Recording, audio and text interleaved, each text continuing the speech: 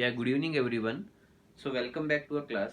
So in the last session we have discussed about one of the most important concept, that is about the Lewis dot structure. So అసలు లీవిస్ dot structure అంటే ఏంటి, అలాగే అసలు దానికి bonding ఫార్మేషన్కి ఉన్నటువంటి relation ఏంటి, అలాగే వ్యాలెన్సీ షెల్ అంటే ఏంటి, అలాగే అవుటర్ మోస్ట్ ఆర్బిటల్ అంటే ఏంటి, అసలు లీవిస్ డాట్ స్ట్రక్చర్ బాండ్ ఫార్మేషన్కి ఏ విధంగా హెల్ప్ అవుతుంది. సో ఇవన్నీ కూడా మనం ప్రీవియస్ వీడియో క్లాసెస్లో మనం డిస్కస్ చేయడం జరిగింది. So once again within 1 minute I would like to recap that one. So for example if you go for the Lewis dot structure, so ఒకసారి ప్రీవియస్ వీడియో క్లాస్లో జరిగినటువంటి ద మోస్ట్ ఇంపార్టెంట్ కాన్సెప్ట్ని within few minutes I would like to recap that one. So first of all we need to know what is the meaning of the Lewis dot structure. ఈ Lewis dot structure ఏం చెప్తుంది అంటే, according to the previous video class we have discussed that Lewis dot structure says that the number of electrons which are present in the valency shell or outermost orbital, those electrons can be represented in the form of a dot or cross. అంటే దాని అర్థం ఏంటంటే, ఏదైనా ఒక ఆటంకి valency షెల్లో కానీ outer most ఆర్బిటల్లో కానీ ఎన్నైతే electrons ఉంటాయో ఆ ఉన్నటువంటి అన్ని ఎలక్ట్రాన్స్ని కూడా మనం ఎయిదర్ డాట్ రూపంలో కానీ ఎయిదర్ క్రాస్ రూపంలో కానీ రిప్రజెంట్ చేయడమే Lewis dot structure. So once again I'm saying Lewis dot structure describes the number of electrons that are present in the valency shell or outermost orbital, those number of orbitals which are present, those number of electrons which are present in the outermost orbital, those electrons can be represented in the form of a dot or cross. So that is the main key point behind the Lewis dot structure. So అక్కడ ఉన్నటువంటి electrons ని మనం dot రూపంలో కానీ cross రూపంలో కానీ represent చేస్తాం. అయితే ఇప్పుడు we will go with some more examples. So ఇందాక ప్రీవియస్ వీడియో సెషన్స్ లో మనం లీవిస్ డాట్ స్ట్రక్చర్ ఏంటో చెప్పుకున్నాం, అలాగే అది బాండ్ ఫార్మేషన్ కి ఏ విధంగా హెల్ప్ అవుతుందో కూడా మనం చెప్పుకున్నాం. ఫర్ ఎగ్జాంపుల్ లీవిస్ అన్న అతను ఏం చెప్పాడంటే, Lewis he's described that if an atom is having only 1 or 2 electrons in its valency shell, అంటే ఏదైనా ఒక ఆటమ్ కి వ్యాలెన్సీ షెల్లో కానీ అవుటర్ మోస్ట్ ఆర్బిటల్లో కానీ 1 or 2 ఎలక్ట్రాన్స్ మాత్రమే ఉంటే that type of atoms will involve in ionic bond formation. So ఏ ఆటమ్స్కి అయితే 1 or 2 ఎలక్ట్రాన్స్ అనేవి వ్యాలెన్సీ షెల్లో ఉంటాయో అటువంటివన్నీ కూడా మనకి అయోనిక్ బాండ్ ఫార్మేషన్లో పార్టిసిపేట్ చేస్తాయని చెప్పాం. అదర్ దెన్ దట్, అంటే అవి కాకుండా the atoms which are having more than 2 electrons in their outermost orbital or valency shell, such type of atoms will participate in covalent bond formation. So this is the conclusion what we have drawn from the previous class. So ఇప్పుడు మనం కనుక board మీద observe చేస్తే in this session we have gone through some examples. So ఇప్పుడు ఆ లీవిస్ dot స్ట్రక్చర్ని ప్రాక్టికల్గా కొన్ని examples base చేసుకుని డ్రా చేయడం జరిగింది. So if you could observe the statement Lewis dot structure examples అని పెట్టాం. So if you observe the statement, electrons in the valency shell or outermost orbital లో కానీ valency shell లో కానీ ఏవైతే ఎలక్ట్రాన్స్ అనేవి ప్రెజెంట్ అయి ఉంటాయో వాటిని can be represented in the form of dots or cross.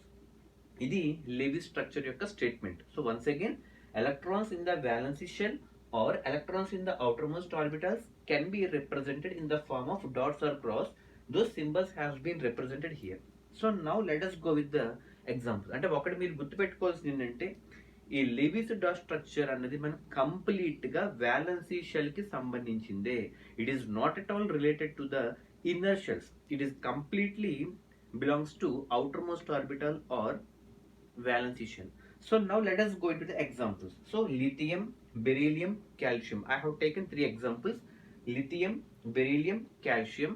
So in that one, first of all, if you take lithium, so lithium కనుక తీసుకుంటే దాని యొక్క అటామిక్ నెంబర్ 3. సో అటామిక్ నెంబర్ని మనం జెడ్ అనే లెటర్తో ఇండికేట్ చేస్తాం. Okay, so first of all lithium atomic number, so Z is nothing but 3.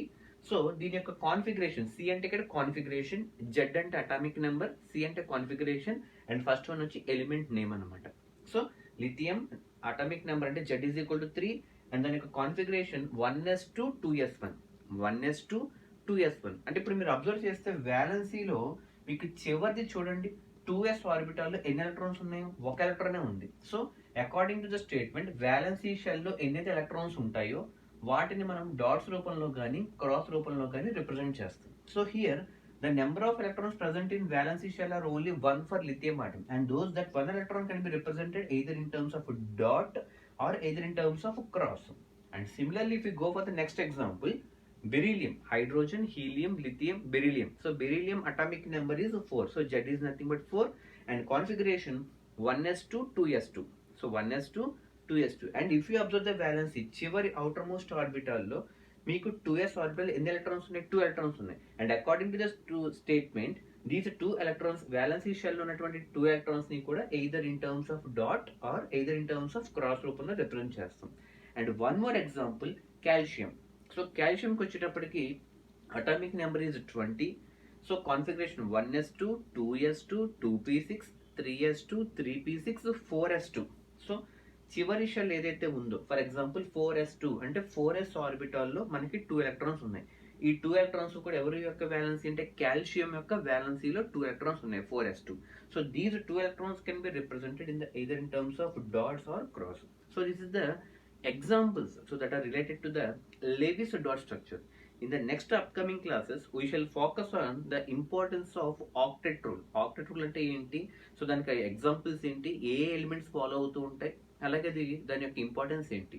So once again I'm saying Lewis dot structure bond formation కి ఏ విధంగా హెల్ప్ చేస్తుంది అంటే, ఏ వ్యాలెన్సీ షెల్ అంటే ఏ atom కి అయితే వ్యాలెన్సీ షెల్ లో 1 లేదా 2 ఎలక్ట్రాన్స్ ఉంటాయి. ఇప్పుడు మీరు అబ్జర్వ్ చేయండి, ఇక్కడ తీసుకున్నటువంటి 3 ఎగ్జాంపుల్స్ లో కూడా వ్యాలెన్సీ షెల్స్ అంటే చివరి వాటిలో చూస్తే 1 2 2 అంటే 1 2 2 అంటే 1 ఎలక్ట్రాన్ 2 ఎలక్ట్రాన్ 2 ఎలక్ట్రాన్స్ మాత్రమే. అంటే లీవిస్ డాట్ స్ట్రక్చర్ ప్రకారంగా ఏ ఆటమ్స్ కి అయితే వ్యాలెన్సీ షెల్ లో 1 or 2 ఉంటాయో ఇవన్నీ కూడా మనకి అయానిక్ బాండ్ ఫార్మేషన్ లోకి ఎగ్జాంపుల్ అవుతాయి. అంటే లిథియం కానీ బెరీలియం కానీ కాల్షియం కానీ they will undergo ionic bond formation according to the Lewis model, because he has given a conclusion that if an atom is having 2 electrons or 1 electron in its outermost orbital, such type of atoms will participate in ionic bond formation. So now we can say that lithium, so 1 electron, beryllium 2 electron, calcium 2 electrons. So 1 or 2 means lithium, beryllium, calcium, these will participate in